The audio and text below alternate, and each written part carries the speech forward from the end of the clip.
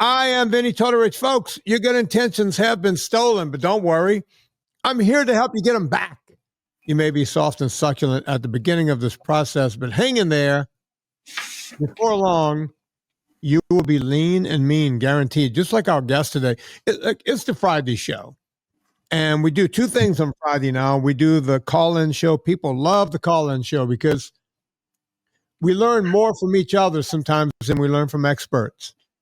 But this guy is an expert. He's been on the show before. I've met him at conferences.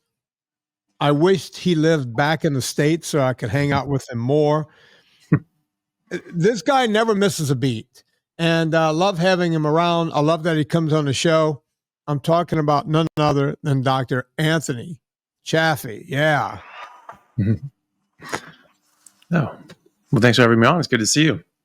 You too. Anthony, before we go, I meant to ask you this off the air, but I forgot.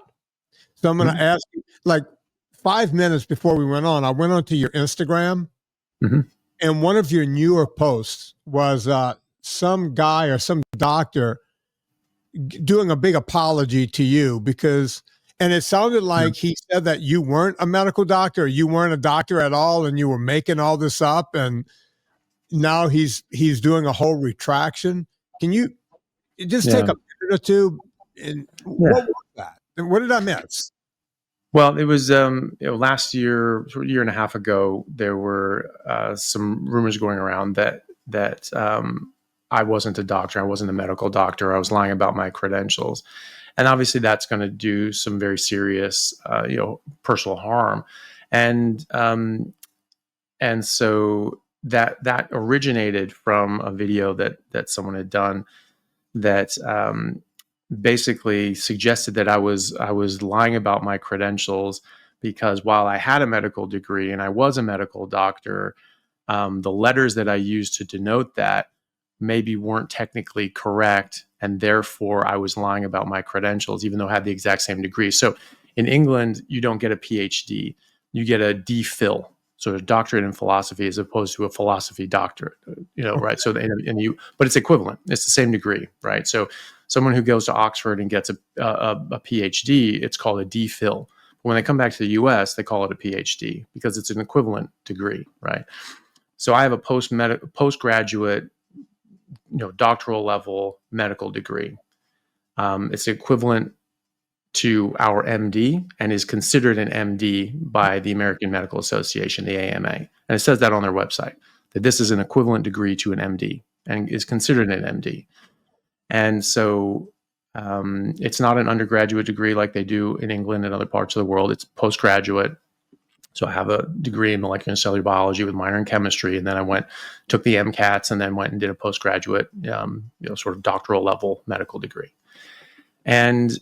But because I did that in another country and they don't call that an MD in that country, even though it's an equivalent degree, I went to the Royal College of Surgeons because I was living over in Europe and, playing professional rugby and then stayed for medical school, but it's an equivalent degree and it denotes the exact same thing. And so being American, I just used the American notation and vernacular. And because no one understands what the hell any of that stuff means otherwise. And so that's just what I've been doing for years. And then this person took exception to the fact that I, basically was calling a DPhil a PhD and went, oh, he's lying about his credentials because he's saying PhD, but it should be DPhil or the equivalent thereof. And so he made that. But of course, no one understands what the hell any of that means. And so they just heard that Anthony's lying about, his credentials, therefore he's not a medical doctor. And so people like Lane Norton and others, echoed this and said, oh, he's lying about his credentials. He's not actually a real doctor. He's lying about that. And so this went around the internet and things like that. And obviously that was illegal. And people aren't allowed to say that. That's defamatory. And so we had to get the lawyers involved. And so people then had to retract and apologize. So Lane Norton apologized and a few other people apologized. And the doctor in question that originated that sentiment apologized as well. So that's what that is. Got it. Well, Lane Norton, I didn't even know who the dude was until he came after me. Oh, right. Yeah. I'm not an MD. And I never purported. I always tell people I have a degree in exercise physiology and nutrition. And Lane Norton was like, well, this guy's not a doctor, so why would anyone listen to him? He's just an idiot fitness trainer. Fine. But guess what, Lane?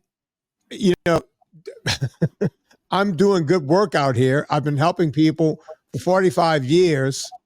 What have you been doing except criticizing guys like me and Anthony Chaffee, right?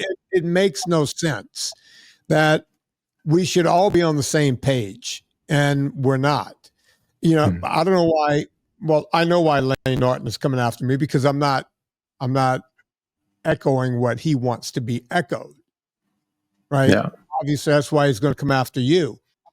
There is a guy out there who is not a doctor, who's been, he wears a white lab coat and puts a stethoscope around his neck and calls himself a doctor, and he's clearly not a doctor.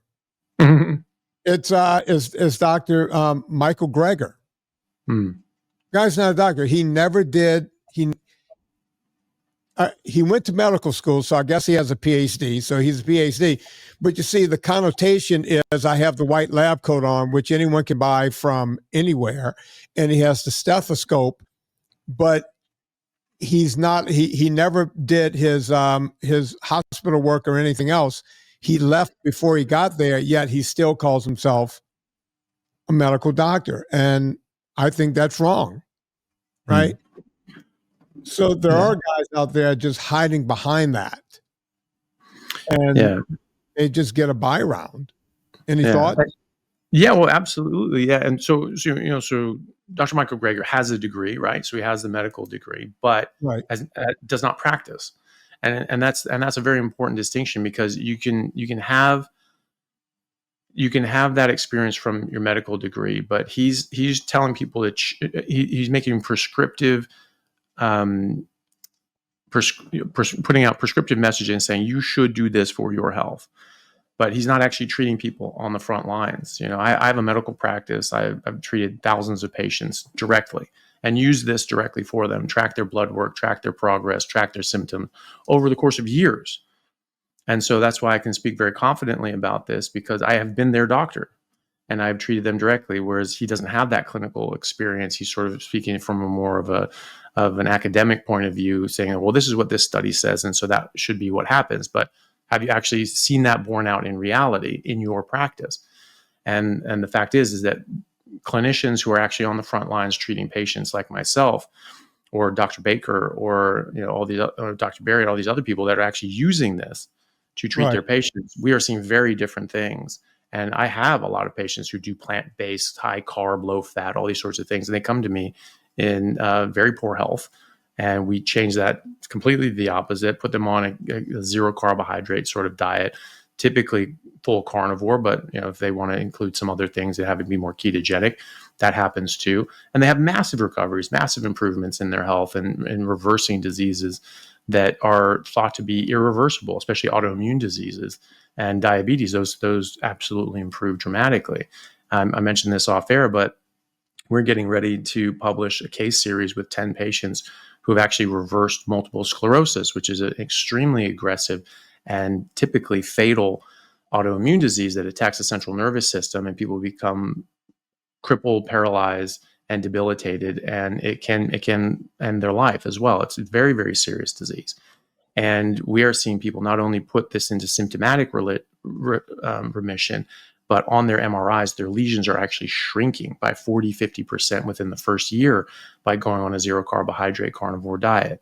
And I think there are very good reasons for that. One is that you get rid of plants and these other sort of chemicals that I think elicit the initial autoimmune reaction in the first place, and that helps suppress the damage. But also you're giving the body all this animal-based nutrition such as B12, D3, choline, creatine, carnitine, DHA, EPA, so on, that are required to make up the physical matrix of the brain and the myelin sheath, which is what gets damaged in MS.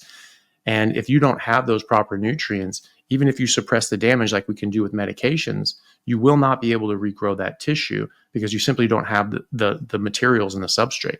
We are so deficient in B12 right now that the reference range is actually shifted down to the left, because it's just an average for the community. And so many people are deficient in B12 that now the average is showing just a completely deficient reference range. And so Oxford University published a paper in 2008 that actually showed that in still very normal, quote unquote, levels of B12, people's brains are actually atrophying and the white matter is actually shrinking. They're getting demyelination of their brain and their white matter. And their brains can actually shrink by 0.5% to a full percent per year. And that's still within normal so-called reference ranges. So when you go to if your B12 is so low that you're actually getting demyelination of your white matter, there is no hope in hell that you're actually going to have enough B12 to remyelinate the damage that you get from MS. So this is why I think that we're not seeing anybody recover from MS, even though we're suppressing the damage with medications.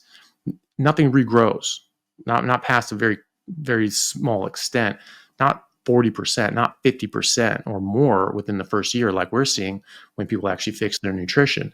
And so you correct that B12 just by eating properly, eating meat, and you get all those other nutrients that only come from animal source nutrition.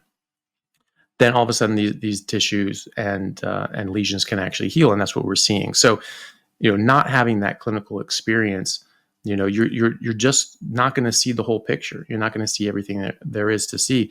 Lane has a PhD, so we can call him, has a doctorate, so you call him Dr. Norton. However, he's not a medical doctor. He doesn't treat people medically in this way as well. He may have courses and classes and coaching sessions, but he's not treating anyone medically because it's not legal for him to treat anybody medically. And so, if he's going to dispute and make ad hominem attacks saying, well, this is your profession, Vinnie, and that's your degree, therefore you're not allowed to speak to this, well, then he's not allowed to speak to these sorts of things either, because that's not his degree. He does not have a medical degree. He does not have a medical background either. Right, but he's hiding behind, the fact that he can call himself doctor, and no one's going to look up whether he's a PhD, an MD, or a DO, or any of the other versions of people who can treat people. So I want to get back into this paper you got. Obviously, if your brain is shrinking by that and you're losing the myelin sheath and everything else, I'm going to ask both questions at the same time, and you can just be off on it. Eating just massive amounts of red meat, can that reverse it? And with that, should you be supplementing with B12? Yeah, both really good questions. If your B12 is very low, it could be beneficial to just sort of supplement that quickly, get an injection or something like that, or maybe just add in liver. Liver is basically a supplement. It has a lot of B12 in it. Eating the meat is really important for getting the raw material to rebuild the damaged tissue, but it's not necessarily going to be enough to halt the damage process. Since the early 90s, doctors in the peer-reviewed literature, it was a Dr. Fried in 1991 published a paper arguing that autoimmune conditions were not the body attacking itself directly. He argued that actually is not possible. And from taking postgraduate immunology, I would agree with him. And he argued that all of those conditions and all of these problems, including with MS and Hashimoto's and all these other sorts of things, that all the damage seen could be explained with the known consequences of plant lectins, which are sort of proteins with a carbohydrate substructure that can stick to different cells and damage them and trigger an immune response. And so he was arguing that basically this is the lectins damaging your body and triggering an immune response, and then your immune system is now really attacking the lectins, and your body's getting hit in the crossfire. And so he's getting sort of civilian casualties. And I've seen that. And so when people go on a very, very strict just meat and water diet, they improve from autoimmune conditions. And we actually see this from the 1800s. Dr. J.H. Salisbury was actually treating autoimmune conditions with just beef and water diets. And so he was finding that to work in the 1800s with rheumatoid arthritis, Crohn's, and ulcerative colitis, things like that. So it's sort of two-part. Now, you could, if you were on medication, I think that you could very reasonably continue that medication and just eating a lot more meat, making sure your B12 and your vitamin D and everything like that were coming up to optimal levels. And you might actually see people just on the medication suppressing the damage and then actually rebuilding some of that tissue. I think you probably could do that. If you wanted to do that without the medication or helping the medication, then taking out the plants, I think, is a good idea for, especially for autoimmune conditions. Not everybody has to do that for good health, but people with autoimmune conditions can be very, very sensitive to these sorts of things. B12, if I just see people in these levels that are actually, as Oxford pointed out, their brains would have been shrinking by 5% every 5 years. And so for those people, I would just say, listen, I'm just going to give you an injection of B12 just to get you up. Now, some people will be able to maintain their B12 with just eating enough meat, and especially if they need to add in a bit of liver. Some people have gene mutations like MTHFR, which makes it sort of more difficult for them to process B vitamins. And it could be that, and really what that means is they just need more B vitamins in their life. And so if they increase their, the bioavailability of their food, or the increase the amount of B12s, B vitamins that they're getting, like adding in liver, not even much. I mean, like 3 ounces, 3 days a week. Usually it's a sufficiency, even for people that have MTHFR. And if you're able to get your B12 levels up, and the levels that I look for, especially my MS patients in US terms, is 1100 to 1600 picograms per milliliter, PG/ml. The rest of the world, that would be 800 to 1200 picomoles per liter, PMOL/L. And that's what I aim for in my MS patients, especially in order to optimize their recovery. And if they're not able to get that just through nutrition, like they have MTHFR and they just like refuse to eat liver, which happens, or they have a malabsorption issue, which can happen. I've diagnosed 3 people with pernicious anemia in the last couple of years. They simply cannot absorb B12 properly. And so they'll need either injections or sublingual B12. So yes, especially initially, to get the ball rolling, I think that might give them a shot or something like that of B12, or just tell them to start adding more liver if it's more borderline. And then hopefully they'll be able to maintain those optimal levels of B12. And if not, then supplementation is a great idea. People like myself, I can't stand liver. As much as I am, my mother used to force it on me when I was a kid. We had to have it once a week, no matter what. And folks, don't send me your recipe for smothering it this way and the other way. I just don't like it. And, I can eat it. I can stomach it up. It's fine. And I feel great when I eat it. I just don't like to eat it. So over the years, I've taken desiccated liver, right? When I was young and working out the whole thing, that was the big craze back in the early 70s to take desiccated liver. Is there any use in taking it? Or is, once you desiccate the liver, is it just worthless and we shouldn't do anything? Any thoughts? Yeah, no, desiccated liver can still be very nutritious. The only thing is it's a much more expensive way of getting liver, unfortunately. So right. if you look at the bottles, they can be, maybe $60, $70 for 120 pills, and each of those pills are half a gram. And so generally it's about 5-to-1 weight ratio. So if it's half a gram of desiccated liver, that translates to about 2.5 grams of wet liver. And so if you look at that, you have 120 capsules, half a gram, that's 60 grams of desiccated liver, times 5, that's 300 grams of wet liver, which costs about $3. And so you're basically paying $70 for $3 worth of liver.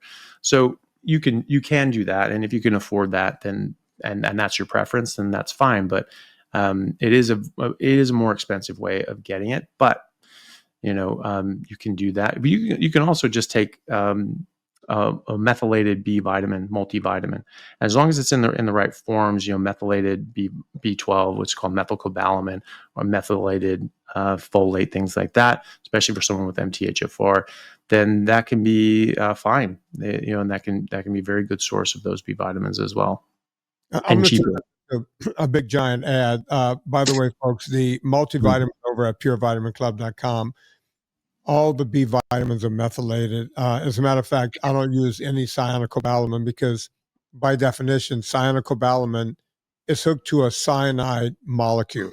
So even our B12, our sublingual, which has no sugar in it, is methylcobalamin. And that's the form I take every single day. That's why my brain is so big.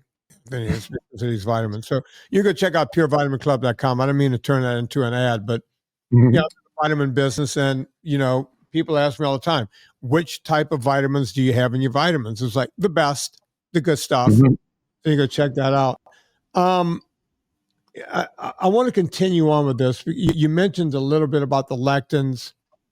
Some people, some doctors will scare you with the lectins more than others. Some will tell you never have a vegetable whatsoever. I've seen,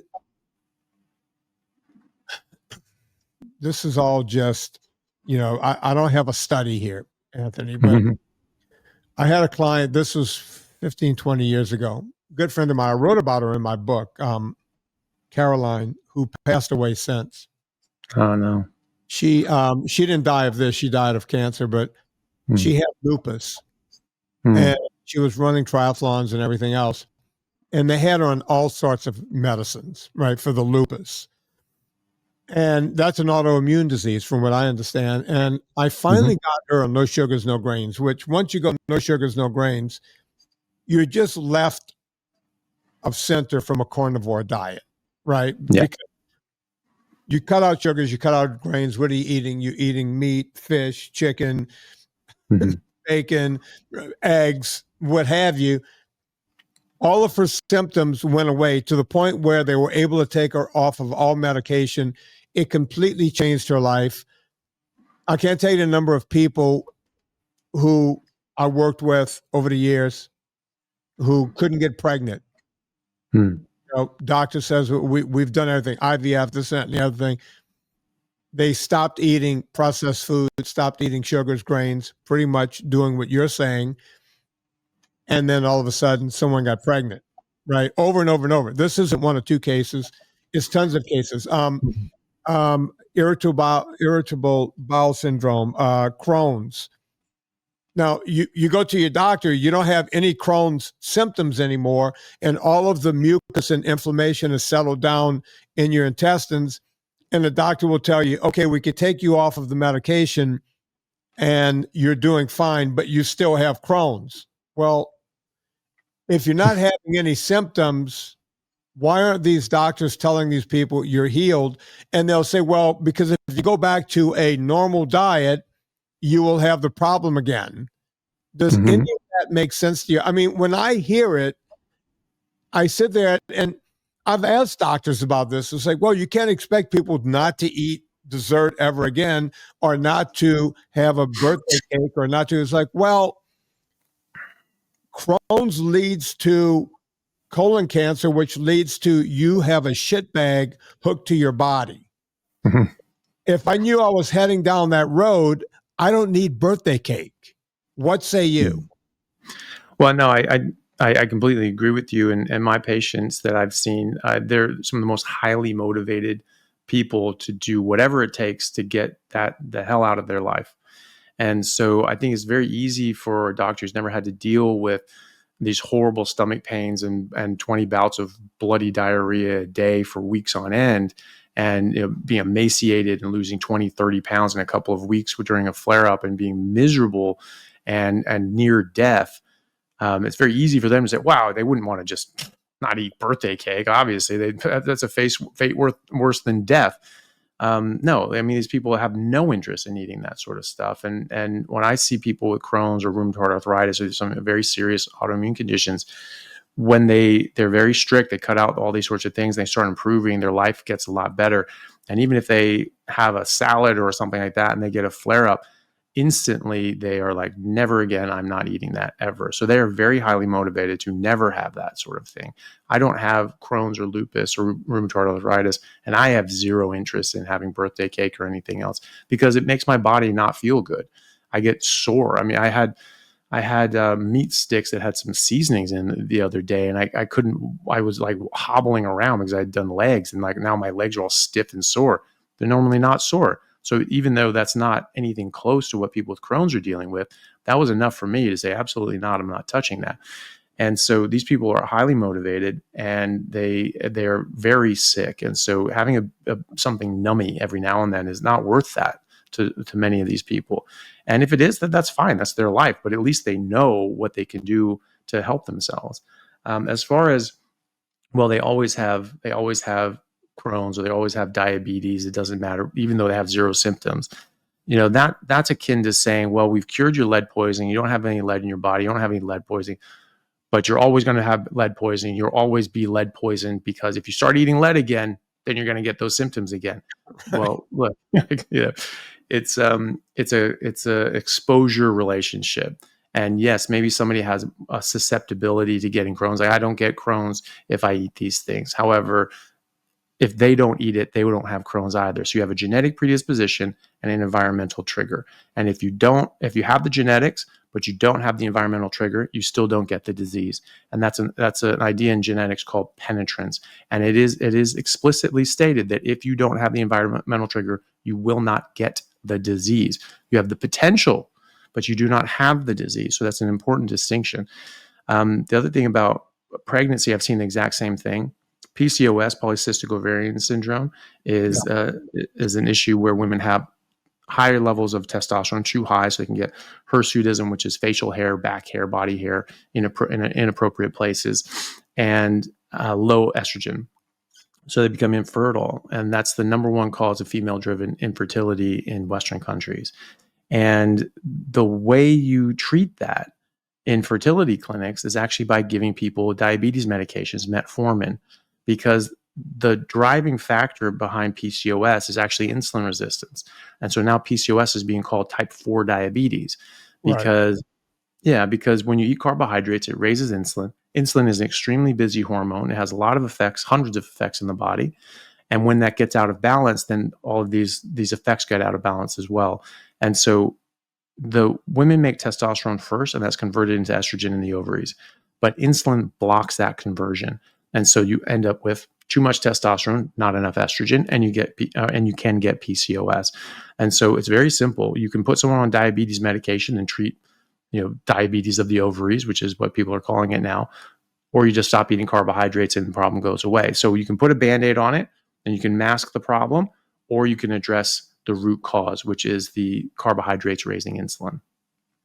Yeah, I'm getting ready to go off to Europe for the better part of 2 weeks. And, I usually keep it together for most of the time that I'm there. But at some point, when I get to my sister-in-law's house out in the countryside, there'll be that night or two where there'll be, wine. I always talk about it. Whenever I'm looking at my sister-in-law, I'll drink wine because I see her about once a year, and she's got really, really good wine, right? It's not like the crap you buy, just wherever. And so I'll always enjoy a glass or two, and it doesn't take very much to, because I played football all the way through college. It doesn't take much for all of my old broken hands and brokenness and messed up neck and everything. I wake up and it feels like the day after a football game. You know that you played rugby for all those years. I think you played high school football too, correct? Or for 1 year, yeah. Yeah. So the feeling when your neck, you wake up, you can't turn your neck after a good hard practice where you banged up your head a bunch. And I've broken every bone in my hands and everything else. I've had Dupuytren's fixed in both hands and you name it. I'm just broken to bits. And I feel good all of the time until I go and do something like that. And then every time I say to myself, okay, I'm going to feel like crap now. I don't feel like crap right then, but the next morning I feel like crap. And I just can't do this again. And therefore, just like an idiot, another year passes and I'm back at it again. I want to get more into the carnivore thing. First, I got to do a quick ad here, but I want to get more into the carnivore thing, just going back in history and what happened to us. I always know that you talk about we've lost size, we've lost brain size. I love for people to hear that because you really can't say it enough. Folks, before we do that, Jasper.co, Jaspr. There's no E in there. Jaspr.co/Vinnie. You get the Jasper air scrubber. put it in your house, cleans up all the air, gets all the dust out, get all the allergens out. That filter works like a charm. They sent me one for free. Mike Feldstein sent me one. And you guys know the story.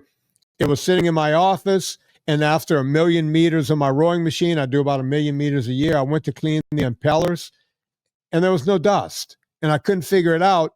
And for a couple of days, I'm sitting there going, what? Why was there no dust in here? Usually I have to get in there with alcohol and a rag and get all the grime and all the crap out of these impellers. But that Concept 2 looked brand new almost. And then I thought about it for a second and went, oh, that air scrubber has been picking up all of the dust and dirt and allergens and everything else in the air. And then I started thinking about it even more. I don't get much in the way of allergies. I just don't. Maybe it's because I eat so much meat. Who knows what it is? But every now and again, boy, when the pollen's really bad, even I'll get like a little tickle in my throat or something. All of that went away. I called Mike Feldstein. I had him back on the show. And that's when he gave us the $400 discount on this air scrubber. You could get a Jasper.co air scrubber for $400 off of retail. It's better than their Black Friday rate. They gave us a special rate. Jasper.co/Vinnie, Vinnie, no wimpy Y. Go there, get your Jasper, and enjoy life. I have 2 of them now. There's one in the bedroom. And just like Mike Feldstein told me, my wife stopped snoring. End of story. So there you have it. Jasper.co/Vinnie, or put Vinnie in the promo code at the bottom. Either way, you'll get your $400 off of your Jasper. We're talking to Dr. Anthony Chaffee.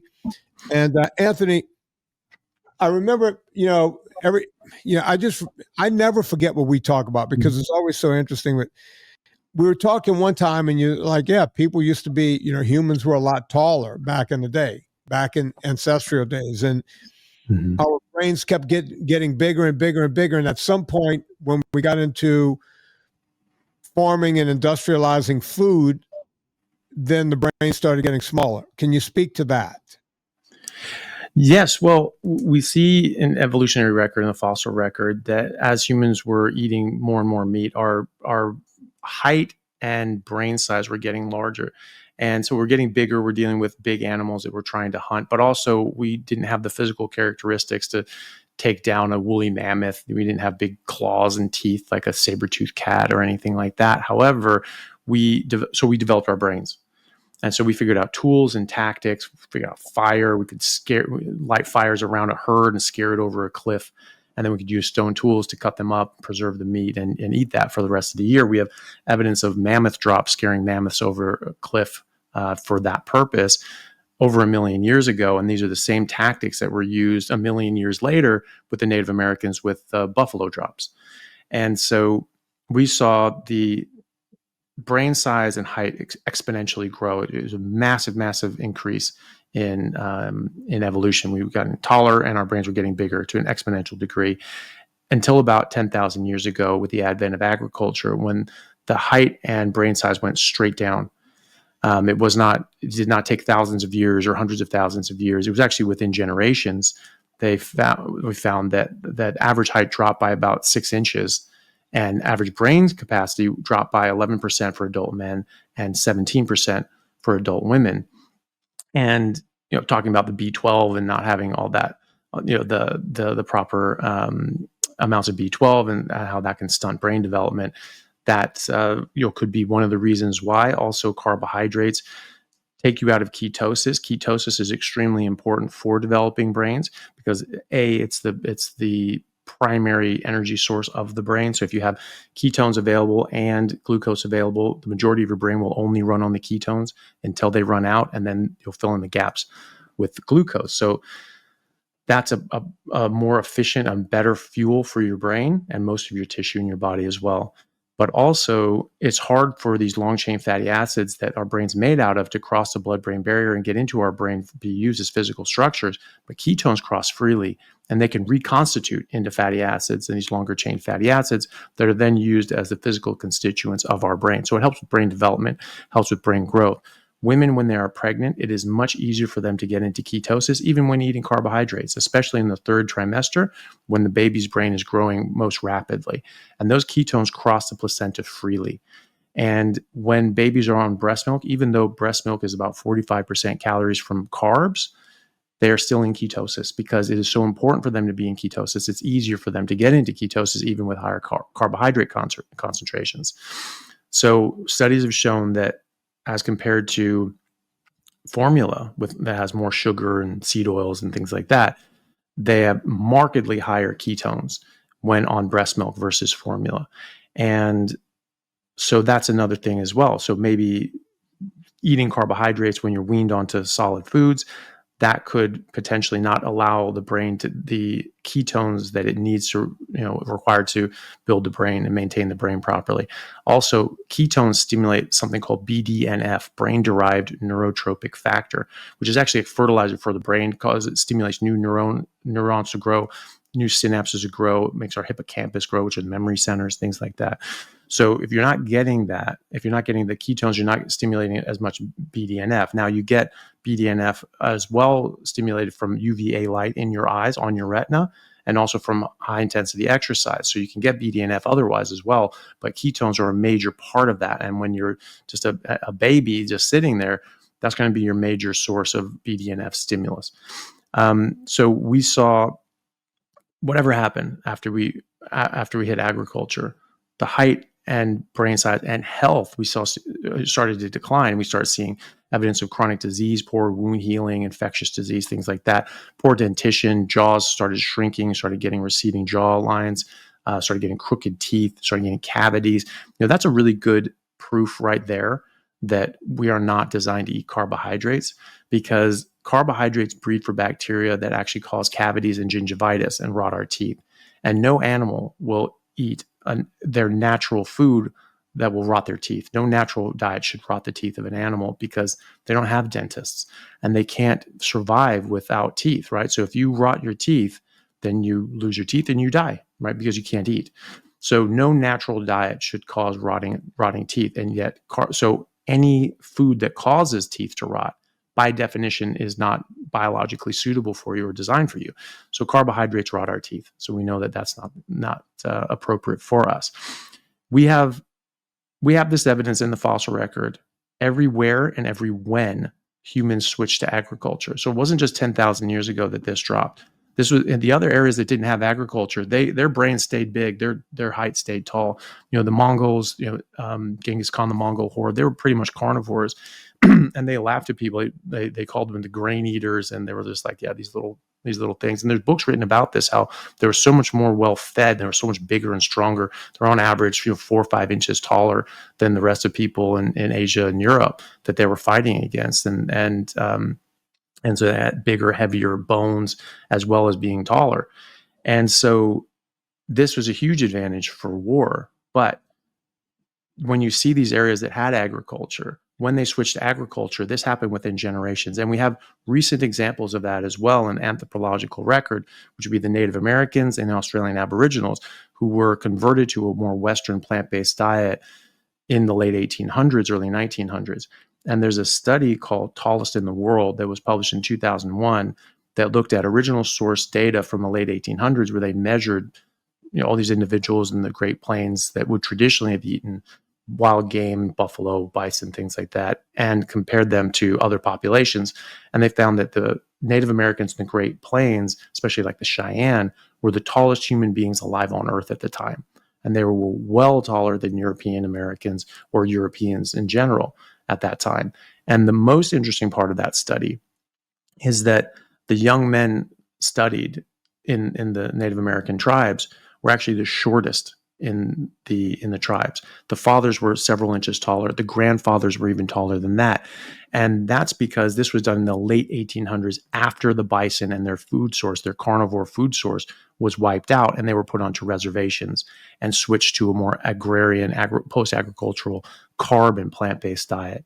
And so you saw within 2 generations actual significant shrinkage in height and health, because now Native Americans have 4 times the chronic disease rates of European Americans, and that goes for the Australian Aboriginals as well. The same decline in height and health happened to both populations at around the same time, and that was when they were switched over to a Western plant-based diet. We saw this again with the work of Dr. Weston A. Price in the early 1900s. He was a dentist who went around the world to these different native populations who had not quite transitioned to a Western diet, but some of them were in the middle of doing that. And he studied them at that transition point. And he found that fathers, grandfathers were tall, healthy, big, strong jaws, perfect dental arches, perfect teeth. And then their children all of a sudden had fallen dental arches, receding jaw lines, and other dental issues. And so he found that he could actually reverse this by giving them animal source nutrition, especially with the fats. So we give them raw milk, cream, meat, all these other sorts of things.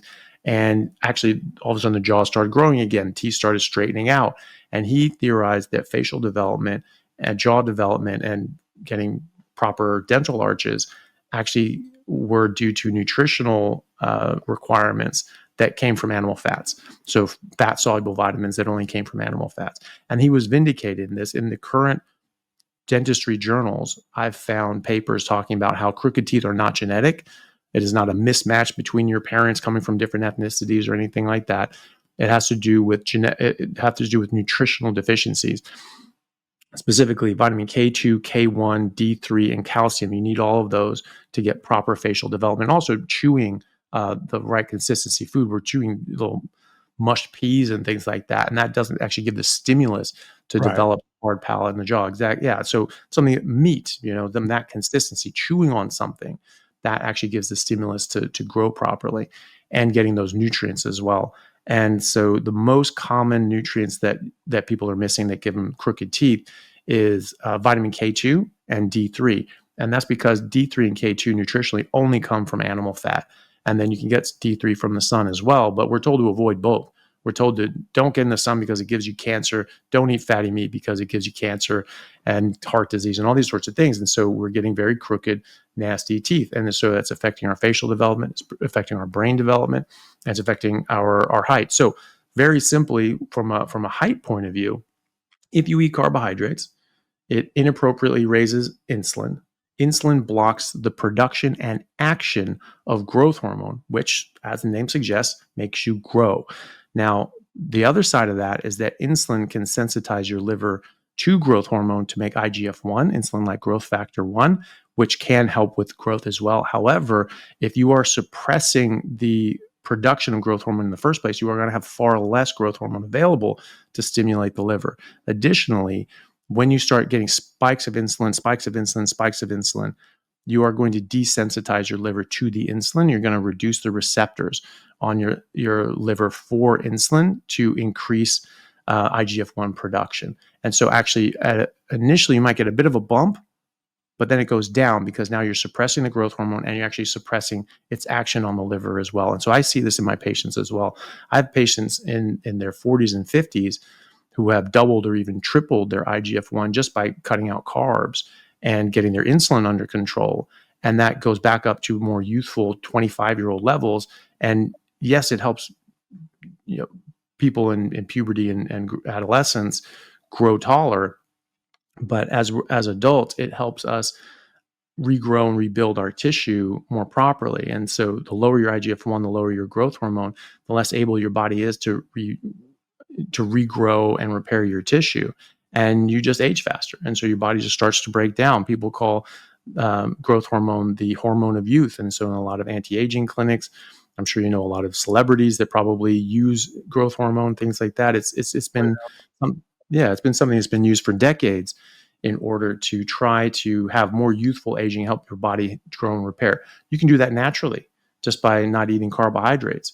And that will naturally boost up your growth hormone and IGF-1 production. There was a movie, you reminded me of a movie when you were speaking there. And you may know the guy. He's in Australia, or he might be in Tasmania or somewhere. Pete Evans did a movie called The Magic Pill. Back, if you haven't seen it, Pete Evans is he's more or less a presenter down there. Yeah, he's one of those guys. But he the magic pill came out right before Fata documentary. Our movies came out maybe 6 months apart. His came out first. And basically he followed the Aboriginals around. And what they did was, over the years, not only they lost height and this and that and everything else, but the Aboriginal people are now fat, obese, right? And it was never the case before. They were almost like the Maasai tribe of Africa. These Maasai Indians, but they were just all fat and out of shape. So they, in the movie, they go back in and start teaching the women in the tribe how to, what their ancestors ate. And a lot of these women, they were like my age. I'm 63 now. So at the time they were 58, 59, 60. And a lot of these women were, when they went in and Pete taught them how to eat, they were going, oh, wait, this is what our grandparents and great grandparents, this is how we ate when we were kids. What happened? We ate all of this stuff. And it was almost like that you could see the look on their face going, this is how we used to eat. And it was all just meat, right? And he brought all this meat in, all these different meat dishes. And these women were remembering these dishes, but they were never taught how to cook them because all of a sudden they just started bringing processed foods into the Aboriginals. So the first thing they did was they stopped hunting. Where it's like every tribe that we had left on the planet, we decided to go in and F up. We did it with the Inuit people up in North America. Back when Stefansson went down there and got stuck for 6 or 8 months, he's watching these people eat straight blubber. And by the way, giving the lean part of the meat to their dogs. And they were eating the marbled up blubber and all this kind of stuff. And you'll go, okay, yeah, they were eating that because they were cold, the whole thing. No, their bodies are adapted to cold. This is the way those people ate. And they were perfectly healthy. And nobody was dying from cholesterol or anything else. As a matter of fact, they didn't know what heart disease was.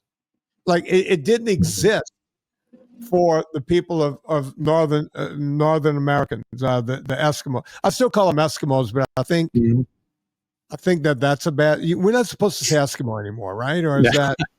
Well, I think that was the actual term when Stefansson's day. That was what it was referred to. But I think that I think they want to be called anyway. But I don't even know if that's correct because I don't think they can. I doubt they do. Yeah. Because I've always said, look, as long as we have the Eskimo pie, and we still do, that's that ice cream sandwich. Call that an Eskimo pie, but we have to call them Inuit people. Yeah. I don't understand where we are in this. It's like either we can say Eskimo or we can't. So I don't want to get you in trouble. You seem to get in enough trouble on your own. This is not Anthony saying this, folks. It's me. So Inuit people, they got completely bastardized. You mentioned teeth. They didn't know what a cavity was when Stefansson was there. They didn't know what heart disease was when Stefansson was there. Now they have cavities and they have heart disease because they're eating our standard American junk. Any thoughts? Yeah.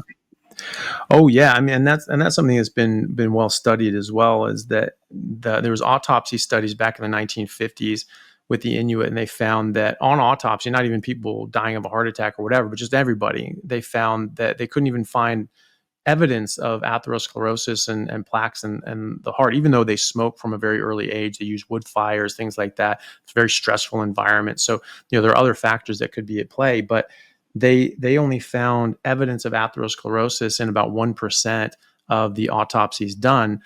Whereas in American population, this is the 1950s, so it's not as prevalent as it is today. They found it in 18%. So it was 18 times higher. And they're eating tons and tons of meat and fat, which is supposedly the root cause of all heart disease, even though we're eating tons of meat, actually eating more meat in the early 1800s and throughout the 1800s than we were in the early 1900s, when the first recorded death from a heart attack actually occurred. And then 10 years later became the number one killer in America, even though it was non-existent before that. And that was at the trough, the nadir of our meat consumption in America for 200 years. We're eating the least amount of meat in 200 years. And that's when all of a sudden this accelerated to become the number one killer in America. So clearly that's not the case. In fact, we're on a downward slope of meat consumption when it took off. And so we look at that, but then we look at autopsy studies in the 1960s, and all of a sudden it's starting to tick up. And so it's 4 or 5% of evidence of atherosclerosis in Inuit populations in the 1960s. Still a quarter of what it is in America and the rest of Canada. But you can see that starting to come up, and that is very much in line with getting more exposure to Western food, plant-based foods as well, cigarettes as well. I mean, the smoking rates are very high in these populations as well. There was a study out of Harvard in the early 1900s where actually sent up. There was people up there. I think it was like a Hudson Bay, trading company, and they were involved with the people up there, the Inuits up there, and asked them to do casts of their teeth, try to look at their dental arch, look at their teeth, and they did this for many individuals and looked at nearly 1,000 different, either 1,000 different teeth or 1,000 different examples, and they found basically every tooth they looked at was perfect. They said this was perfect. They said that the dentist looking at this said that in their entire career, maybe they'd seen 10 perfect teeth in their entire career, and or perfect sets of teeth. And this one, every single one except 2 were perfect. Wow. And so they said, look, this, and they concluded, they said specifically, this shows that eating a meat-only diet can absolutely support dental health and proper development. And that was the conclusion that they came to in that Harvard study. To your point about the fat, they're eating very high fat, but also in expeditions like Stefansson and even the westward expeditions with Lewis and Clark. If people read the stories about Lewis and Clark, they actually talk about the meat that they're eating. Sometimes it's very grueling, very hard. They were eating sometimes 10 pounds of meat a day. And you could do that in the Great Plains. Yeah, there's tons and tons and tons of animals there. And they would feed the lean meat and the organs to the dogs. And it was very clear in there that the people that weren't able to get enough fat, they died. Those are the ones that didn't make it on that expedition. And there's this process in your body where if you're getting the majority of your calories from protein, that has to be broken down in a certain way that ends up creating ammonia. That ammonia gets turned into urea, and then you eliminate that in the kidneys. But if you're having far too much protein, you can build up the ammonia, and it can overwhelm your body's ability to turn it into urea. And that can start damaging your liver. That can start, you get very low energy. You feel pretty horrible because it's not a very efficient way of getting energy. And you can die. And that's what is called protein poisoning or rabbit starvation. And you're just not getting the requisite nutrition and energy that you require for life. And that's an extreme example, but that just goes to show you how necessary and vital fat is. The Pete Evans Magic Pill documentary, which I know about, but I haven't actually seen the whole thing. It's very interesting to me. And I, especially being down in Australia, I haven't been able to work with as many people in the Aboriginal communities as I wanted to, but I'm trying to make inroads to that. And so I'm starting to be able to do that. But I have patients that work with Aboriginal populations, and they've said that same thing, that in those communities, in the cities, basically, if they start getting sick and they start getting these diseases, they basically don't want anything to do with Western medicine and hospitals. They just say, nope, we're just going out into the bush and going back to basics and living with our cousins and family out there, going back to living traditionally, eating traditionally, and then healing themselves and then coming back. And there's a big rate of that in the hospitals. If you have someone come in an Aboriginal community, we had this 20-year-old kid who had colon cancer at 20 years old. I mean, that really shouldn't happen. And he was there for about a day, and he said, we're telling him look, you need a resection, you need surgery, you need this. And he's just staying quiet, and he's just saying, okay. And then next thing we know, he's just gone. He's just like, yeah, I'm not staying here. And they abscond a lot. They just take off. And speaking with people, they say that's why. They say, like, look, we get better results just going back into the bush and just living naturally and just eating the way we traditionally did. And a lot of these diseases just go away. And then they might come back and start exposing themselves to those things again and have those issues come back. But hopefully that tells a lot of people that, hey, look, why don't we just start doing this full time? And if that can be incorporated into their community and keep them healthy, and keep incorporating into other communities as well, saying, hey, look, these diseases are not necessarily diseases. This is coming from an exposure, some sort of environmental exposure that we are getting. It's either the food or the air or the water or something, but there is something affecting you. And so if you can get away from most of those negative effects, you should be healthy. And I certainly see that with nutrition.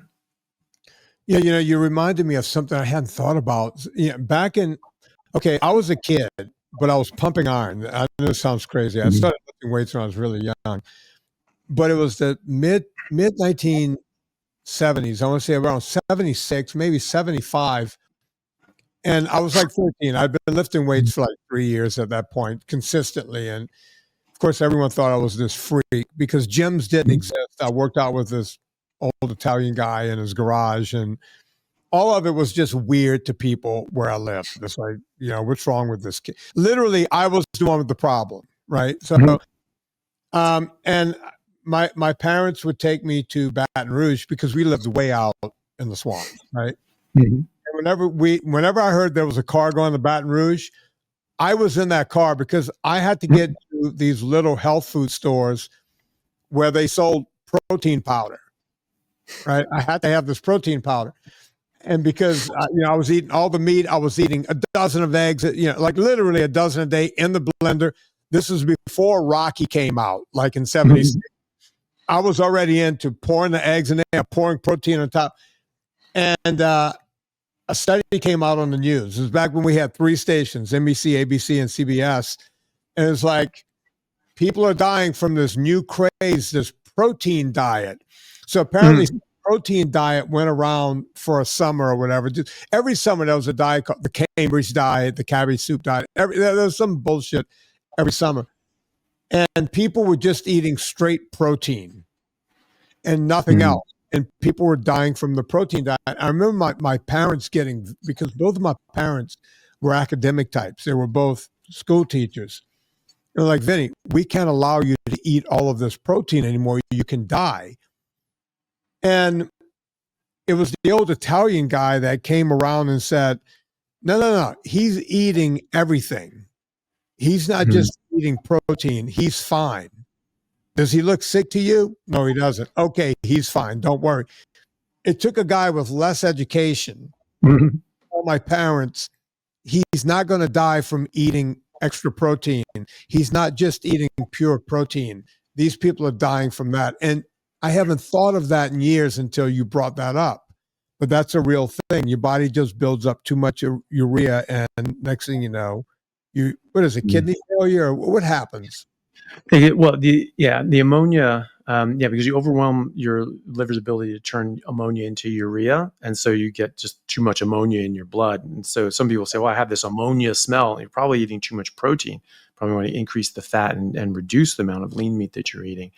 And it can damage your liver. So sometimes people can get elevated liver enzymes, which will not happen on a properly structured carnivore or ketogenic diet. And it can cause, people can lose their hair, their energy levels start going down, and eventually it starts shutting down your organs. Like you said, it can damage your kidneys, it can damage your heart, it can damage your liver. And if it gets to such a great extent, then actually you can go into organ failure. But early signs would be very low energy. You might start losing hair and just feeling rotten and just not being well generally. And so that could very well have that sort of odor, that sort of ammonia, urea sort of odor. And then you just increase the fat significantly, drop the lean, and that usually sorts that out. One last question, and I've seen this happen to carnivores a lot. It becomes too much of a good thing.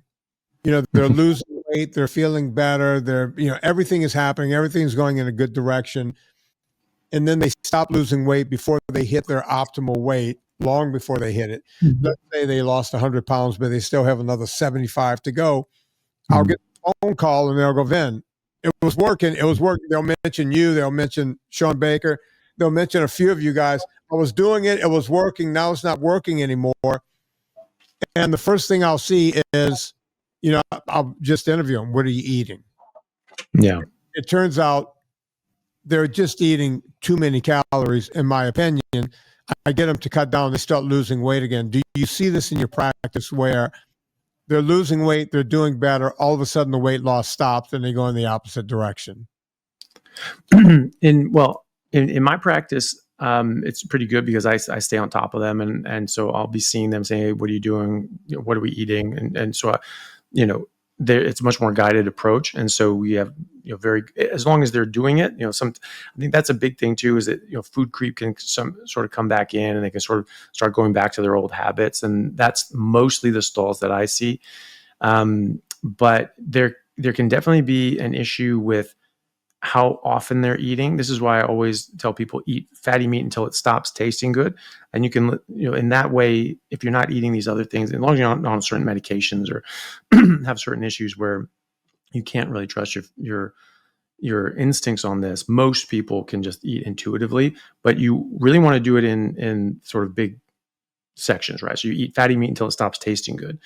So you're not having some snacks, you're not having some jerky, you're not having a couple eggs, you're not having a couple of this and a couple of those and a couple of these throughout the day, which sort of keeps your insulin sort of just bumping up throughout the day, which makes it very difficult for you to lose body fat, because insulin will get slightly elevated from protein and very elevated from eating carbohydrates, and that shuts down lipolysis, that shuts down fat, the fat burning. And so sometimes that happens too, where people just sort of, they're snacky sort of all day, and they're eating because they're bored, and they're just sort of used to just eating at any old time, instead of just eating purposefully and just having one big meal or maybe two big meals, and then allowing their body to get on with it afterwards. I can see that as well. And the other one too that I've seen as well is that people add in dairy. Dairy is a classic weight loss stall. So cheese, things like that, definitely milk, because it will raise your insulin as well. But the casein proteins can turn into, or will turn into, casomorphins in the body, and those will trigger hunger signals. So you can overeat that way, and also energy deposition. So the energy that's coming in, first of all, you're eating too much, and then you're depositing it as fat, and that's good for a baby when baby needs to take in a lot of energy and grow.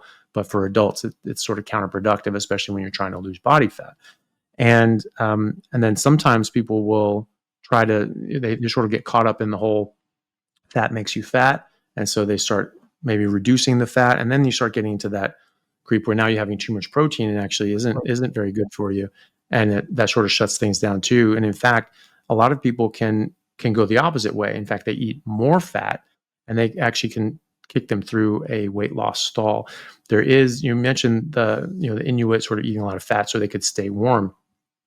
And I think there's a holdover mechanism, a physiological mechanism for that, which is, the Inuit were eating very, very high fat. They could be eating like 90% or more of their calories from fat. They might eat 50% of the weight is fat, which would be 3-4 grams of fat for every 1 gram of protein. Even though they're getting a lot of protein, they're getting a lot more fat. And the thing is we now know that there's a physiological mechanism and hormone that gets excreted when you get above 90% calories from fat and really under 9% calories from protein. So you can do this with carbs as well, as where like a sugar diet came in. You just massively reduce the amount of protein that you're bringing in below 9% calories from protein. And that triggers a hormone called FGF21, which triggers an extra 400 kilocalories of lipolysis, fat burning, each day. Now, you could do that with carbs. It's really just a product of having lower protein, but obviously this is going to be better with fat, because right. You're going to be in ketosis, because when you're in ketosis, that alone increases your basal metabolic rate by 350 kilocalories, and you're triggering FGF21. So you're adding 400 to that. So you're getting an extra 750 kilocalories of boost in your metabolism. You're going to burn extra calories. And the reason I think this brought up the Inuit is because if you're eating very high fat, you're probably eating animals that are in a cold climate. And if you're in a cold climate, you need to keep warm. And that FGF21 that burns 400 calories, it typically is just heat energy that starts expressing. And so if you look at Inuit I saw this old video, like a sort of Technicolor video of these Inuit hunting, and this little boy narrating. He's like, "Oh, this is my father. He's a great hunter. He took down this animal, and we really hope it has a lot of fat because the fat keeps us warm." Not because they're putting on fat themselves. Not like they're having a lot of blubber. They're very lean, but eating that much fat stimulated lipolysis and stimulated energy to be burned as heat, and so that physically kept them warm. They had an internal sort of heating system with that FGF21. So that's something that I see as a bit of a hack if people are stalled as well. Get rid of the food creep. Don't overeat and overconsume and have multiple meals throughout the day. Don't get snacky, and eat enough fat. And if you actually increase the fat, that can actually trigger more fat loss, which we think of as paradoxical, but it works when you know the biochemistry. Look, I've been watching it work my entire career, so it is the way it is. Folks, Villa Capelli olive oil is the best olive oil on the planet. I didn't get into it with Anthony this time, but we talked about seed oils in the past. Seed oils are not good for you. You want pure olive oil. In this country, you could cut olive oil up to 40% and still call it pure 100% olive oil. You don't want that. You want the good stuff. So go to Villa Capelli and get 100% pure olive oil from Puglia, Italy. You'll love the stuff. You want to save 10%, put in promo code Vinnie, VINNIE. You want to learn more about Dr. Anthony Chaffee. Anthony, where can they find you? I don't have your information. I don't see your information. Oh, it's all good. No, I just have a website, just dranthonychaffee.com, dranthonychaffee.com. And I'm on YouTube. I have a YouTube channel there, just Anthony Chaffee MD. Instagram, same thing. And a podcast just called The Plant Free MD. And so people can find me through that. But everything's sort of coordinated through that website. Look for Anthony Chaffee. He's a friend of the show. I love his show. I've been on your show. I've been on your show before, right? Yeah. If you want to hear the most magnanimous episode you've ever heard, just go check out my episode of Anthony Chaffee Show and then find all the other ones. Anthony, don't go away. We got to wait until this uploads. So on behalf of Dr. Anthony Chaffee, my name is Vinnie Tortorich. Put life into living and do it with enthusiasm.